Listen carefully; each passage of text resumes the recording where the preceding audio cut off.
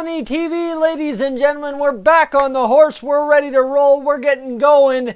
She's a 4-1 win for the Edmonton Oilers over top of the Columbus Blue Jackets in what finally everything comes together. And ladies and gentlemen, thank goodness the Edmonton Oilers got this effort tonight. We desperately needed it. And here we go, finally getting a big result and closing out the month in style with a win on October 30th. Halloween off. We go Saturday against the Pittsburgh Penguins. But guys, it's as it goes, right? Obviously, everybody sitting there yesterday looking at the lines like, why would you put Kara with Gagne and Nuge? I feel so bad for Nuge. Why is Neil on the third line? Man, that's an awful pairing with Chiasson, Haas, and Neil. And of course, the fourth line is what it is. Some changes happened again today by reinserting Granlund for Yurko and getting Pearson back in the lineup after the concussion. And well, what does that mean? That meant Brandon Manning out of the lineup. Chris Russell goes back to the left side with Matt Benning, and suddenly, ladies and gentlemen, we end up with the results we like. Now, I'm going to sit here. This has been a very, very, very, very, very, very, very positive opening compared to where I was at yesterday, the day before, and such as such. But the reason it's so positive is because, you know what? We did so much well tonight against Columbus that it masked up any real deficiencies in our game. The one thing I must say before getting to the stats and breaking down exactly how this one went is the simple fact that I believe, and this is where things are going to get very interesting until Adam Larsson gets back, is I believe from what we've seen, Florida, Detroit, Columbus, the NHL has figured out Ethan Bear as an NHL defenseman. He was beat quite a few times tonight against Columbus. You know what happened against Florida. It happened against Detroit from what I watched as well, so it's tough, right? Obviously, you're a rookie defenseman. You burst onto the scene. You have a really great first 10 games, and then all of a sudden, ladies and gentlemen, it starts falling apart. And I'm not going to sit here and say that's as to be expected. That's what happens. It's not as to be expected because some guys defy the odds, right? Sometimes the odds are beat. But for Ethan Bear, with a guy that had no expectations, realistically, if Ethan Bear hadn't come to camp in as great a shape as he was, trust me, we would not be talking Ethan Bear doing this, Ethan Bear doing that. Because, ladies and gentlemen, he came to work in camp, fought his way through, got onto the roster. Adam Larsson got hurt. He got some big minutes, and he's proved himself so far. It's only natural. It is only going to happen at some point that the NHL figures him out. So that's my point on Ethan Bear. I'm hoping the next few games he can go out there and recover from it and figure it out. And I know, well, if he started this season as hot and as awesome as he did, he will figure it out. So ladies and gentlemen, a 4-1 win for the Edmonton Oilers. A style emphatic game for, well, the depth players of the Edmonton Oilers. And what I have to say here is, okay, I've kind of taken a stance 4, 5, 6, 7 times this year against Oilers fans at Rogers Place when the Oilers need a big crowd presence, when the Oilers really should be getting a big crowd presence in the background, right? The broadcast is dead in the background. Well, what that is shot at, right, is because all the other teams we've faced on the road, their crowd's in it throughout the whole game. Ladies and gentlemen, 4-1 in the third period all the way through for the Oilers tonight. Guess who wasn't in the game at all? You know what Columbus Blue Jackets players and head coach John Tortorella didn't hear at all in that third period? Their fans. And that's the thing. You know what? For the Oilers, you want to hear your fans at home, but you never want to hear the fans on the road, because if you don't hear the fans on the road, that, ladies and gentlemen, means you're winning. And that's exactly what the Oilers were doing in that third period this evening. So, shall we break it down? How about, well, a game against Detroit, we went down 2-0 in that first period. Well, ladies and gentlemen, the Oilers went up 2-0 in this first period. And I mean, you know what? I should have been sitting here calling a win. I think I did tell somebody at work we were going to win today, because it's just the way it goes, right? We were the desperate team today. I think that was Dave Tippett quote at some point today, and there you go, guys. That's the thing. We've played desperate teams and lost. Guess what? You're the desperate team. You should win that game if you're the Edmonton Oilers. That's what we did this evening, and James Neal started us off on the power play. Now, okay, here we go. It's a power play goal. Why are we depending so much on the power play? Guys, the power play has been pretty much crap awful for the past 6 games, so it's great to see a goal first off. Now, secondarily, yeah, James Neal, he's got 11 goals, but guess what? In this game, James Neal was listed as a bottom 6 forward on the third line with Chiasson, Haas, and of course himself. So right there, I don't care if it's power play or not, that's bottom 6 production, ladies and gentlemen. Of course, assisted by Leon and assisted by Connor McDavid. Well, that is just fantastic because Leon had himself a 3-point night, and I'll get to that in a moment. Leon Draisaitl, moments after a power play expired, Ryan Nugent-Hopkins, Alex Chiasson go to work, get the puck down low. Nuge jams one on net. He gets the rebound immediately. And guys, this was what they were talking about on the Sportsnet broadcast, is the simple fact that this Oilers team, if they want to be successful, need to get the second, third, fourth chance. And that's exactly what happened on the Leon Draisaitl goal.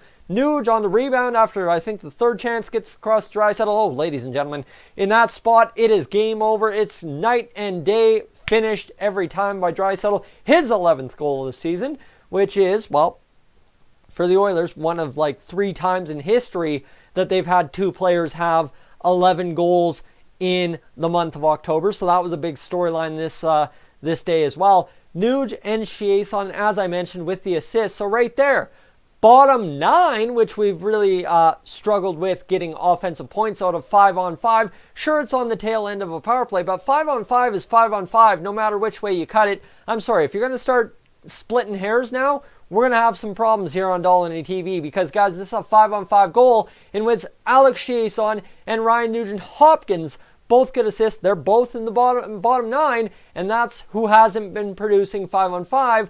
So, there we go. We've got some bottom 9 production right out of the gate in that first period. Now, Jujhar Khaira in that second period. Well, ladies and gentlemen, he gets our 3rd goal, his first of the season, our 2nd goal out of the bottom 6 this year, but Jujhar Khaira playing on the top 6 because that's realistically with Joakim Nygard where he should be. And again, to the stat where I was saying, well, that's Sam Gagner, Nuge, Carolina. Oh my God, poor Nuge. Well, guys, guess what? Sorry to say, this was the plan, and guess what came together? Jujhar Khaira on that line plays like Zack Kassian does with the top line, and guess what? That's how you get goals. And Jujhar Khaira on a greasy play, and that's how you got to score. If you're in the bottom 6, I want him greasy, and I want him quick, and that's exactly what Jujhar Khaira did. He drove to the net, bang, bang, back to the net, done. Bottom 6 goal scored, and that's huge. That is absolutely huge.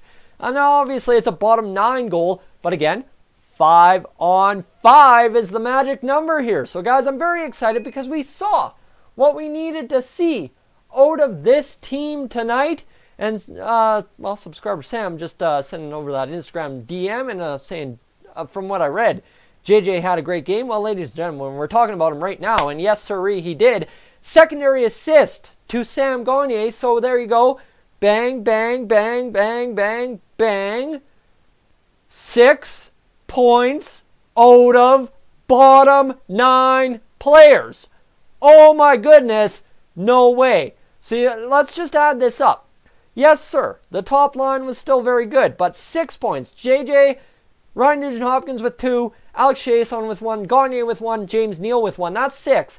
Now, Draisaitl, McDavid, and Kassian, Leon Draisaitl had 3 points, Connor McDavid had a point, and Zack Kassian had a point. So, okay, that's still 5 points, but for what I think is the first time this year, our bottom 9 very much so outscored the top 6, or the top line, I guess I should say, not top 6, because then we're really splitting hairs, and I'm getting worse than I'm trying to make you guys out to be sometimes. So, anyway, there you go. Leon Draisaitl, the 4th goal, puts it to bed, his 12th goal of the season. He comes up 1 shy of tying the franchise record for goals in a month of October, and that's a Wayne Gretzky record. My goodness, if Leon Draisaitl would have done that, I think there would have been pandemonium on the Sportsnet broadcast this evening. So right there you go. 6:30 Ched probably would have, like, I don't know, fired off fireworks at the studio because, trust me, they seemed like they were having a great time talking about that as well on my drive home this afternoon. Zach Kassian, as I mentioned, with the assist. Zach Werenski on the power play in the second period scored a goal. That's why it's 4-1 for the Blue Jackets. Guys, what do you make of it, right? The Granlund was without a stick. Really hate the fact that we have Clefbaum and Russell as a pairing on the penalty kill. It's just, oh my goodness, rest in peace every time, but is what happens. One goal didn't cost us, and that leads us, ladies and gentlemen, into the last stat line of the night. Mr. Mike Smith, 23 saves, 24 shots against, .958 save percentage, 1 goal against, and yes sirree, a W to break up that losing streak. And I'm not sitting here going to say and tell you that Mike Smith is the savior above all when it comes to goaltending for this Oilers team. But ladies and gentlemen, what I am going to tell you, because I can see myself on my own screen today, is the simple fact that Mike Smith, well, had some great saves, absolutely did the job, and right there, that's why the Oilers win. The offense goes good, and the goaltending goes good, and the defense is steady. Not Eddie, but steady. Not fully steady. I've already talked about Ethan Bear. Everybody else still had a gaff or two tonight. Didn't cost us because we played enough team game to keep it in the other end. Now, the interesting stat that Sportsnet's really starting to harp on with the Oilers, and the one that really makes good sense, is shot attempts. And this is getting into the whole Corsi and stuff, the fancy stats. Well, ladies and gentlemen, I'm going to tell you, the Oilers got 47% by my math of their shot attempts through tonight. Now, that accounts for a total of 31 shots on net, so factor in 65, 66 shot attempts on net. Fantastic. Guys, that's what we need to see more of. If we're shooting lots, we're getting quality pucks on net when they do get through. Absolutely fantastic. Now, the last point I'm going to make here, and then I'm going to get out of here, Joel Persson absolutely comes in ripping pucks on net, and that's what the defense needs. Guys, Clefbaum can shoot a puck.